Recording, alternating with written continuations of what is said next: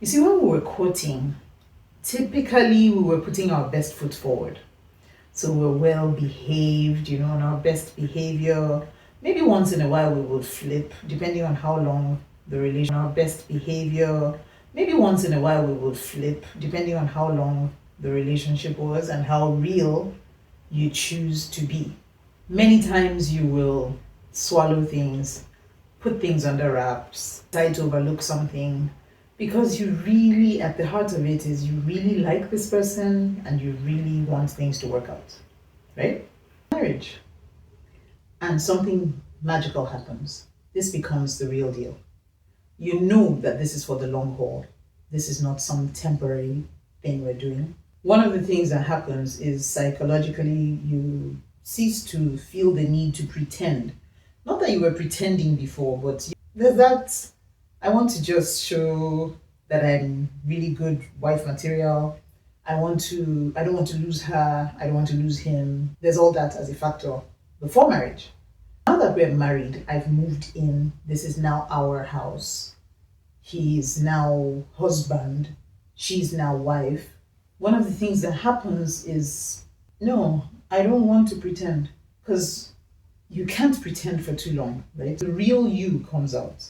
And many times it's not like you were faking who you were before. It's just that now you have no reason to hide who you are. You do want to be fully disclosed. You want full disclosure. You want full acceptance and understanding. And the only way that can happen is to really fully be you, right? And welcome to my YouTube channel. If this is your first time here, make sure you subscribe and hit the notification bell so you always get notified when something new comes up on my channel. In being you, there are some shockers because that's not how you were before, right? You find a lot of people saying, you've changed. And even the best of us change.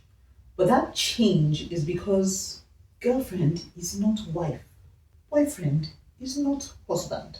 And when you are boyfriend and when you are girlfriend, you've not even met the husband or wife in you.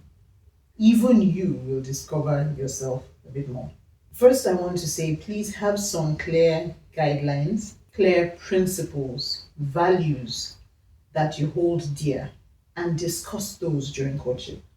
This is important because even if you're not sure exactly how you're going to be expressing the things you want to express, your need for respect, your need for support, your need for security, your need for financial commitment, etc.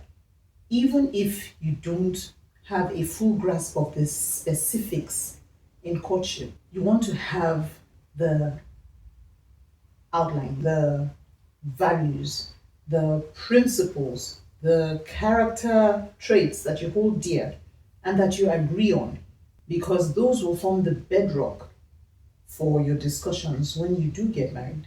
How do I mean? Say a man feels that it is his role to provide for his wife, but also feels that because he's the provider, he gets to call the shots and decides exactly what she can and cannot do. What needs to come out in those conversations is the fact that he feels that having paid the piper, he should dictate the tune, that kind of thing. If she gets that, then she can decide, I don't really want that. Or, fine, if you're paying the bills, hey, I'm ready to go with you wherever you want to go.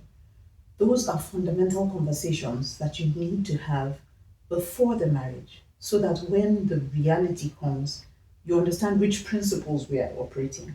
The second thing I want to say is that now in marriage, when these challenges come and these differences appear, don't attack one another. One major victory that we had early when we were quoting that we didn't even realize was God guiding us was that we decided that whatever came, we didn't know what was going to be ahead of us. We didn't know what life will throw at us, right? But we decided that whatever happened, it will always be us versus that thing. Us versus it. Can we be a team? Can we decide to form a bond that means that if there is a problem, if there is an argument, if there is a conflict, if there's a difference in opinion, it will be us versus that difference, as opposed to me versus you. That is so fundamental, because people almost kill their teammate, destroy them, emasculate them, demean them, render them useless with their words because of one conflict. And there are going to be many more conflicts in this life. You kill each other, finish each other over one matter. One. Then what do you do when the others come? And many times in those first few years, you haven't seen anything yet. You would have to adapt to maybe the birth of a new child, or maybe how to handle our in-laws, or how is this friend behaving around me and that friend behaving around me, all that. Or maybe who's paying for what, or why do I have to pick up after you, or why don't you tidy up after this, or all those adaptation squabbles. But bigger things are ahead. And bigger things could be anything from loss of a loved one, because that happens. You lose a parent, that's a big deal. You lose a relative, that's a big deal.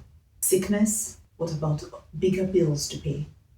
What about financial troubles, unexpected financial troubles? What about lawsuits and problems with organizations? People being laid off, people being suspended, unexpected pay cuts, somebody having to step in and be there for the other person.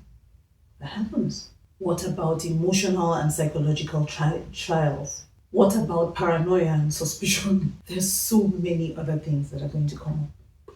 And as life goes on, you all are going to have to be learning and be growing together. Please don't kill each other over one fight. It's not worth it. Those challenges, when they come, I'd like to prescribe a few steps that you can take. 1, pause and think. Pause and think is such an important thing, because many people respond off the cuff, and you say what you shouldn't have said, and you do what you shouldn't have done, and you break what you shouldn't have broken, and then you go to regret. I shouldn't have done that. Why did I say that? Right? Pause and reflect. How important is this thing to me now? How important will this thing be in the next 1 month, 2 months, 3 months? And sometimes just that thinking puts it in perspective and makes you realize, okay, it feels big right now. It's not going to be that big down the line. There's no point killing anybody over it. This is maturity. And I'm not even going to lie to you. Usually it comes later. You don't develop it just like that. But I think it helps to hear it, to hear that that's a possible way to handle things, because many of us are programmed to respond a certain way. If you were raised in a house where mom and dad shouted at each other, "Hey, what kind of nonsense is this? Wicked woman, foolish man, idiot." If that was your home, that would probably be your natural tendency when there's conflict. If on the other hand, yours was a home where people shut down, whenever there was a problem, nobody was talking to one another, everywhere felt tense and strange, and people were dropping monosyllables, and you hated it, or you find yourself inclined to do it, that's probably what you're going to do. That's probably how you're going to handle conflict in your own home. Now, what happens if one person is a shouter and the other is a shutdowner? That's going to feel like oppression, because I'm not saying anything and all you're doing is barking. Do you see? All those differences are going to be a factor. Here's another step I would like you to take.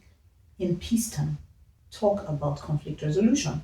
Talk about it. How can we handle it when we have differences in opinion?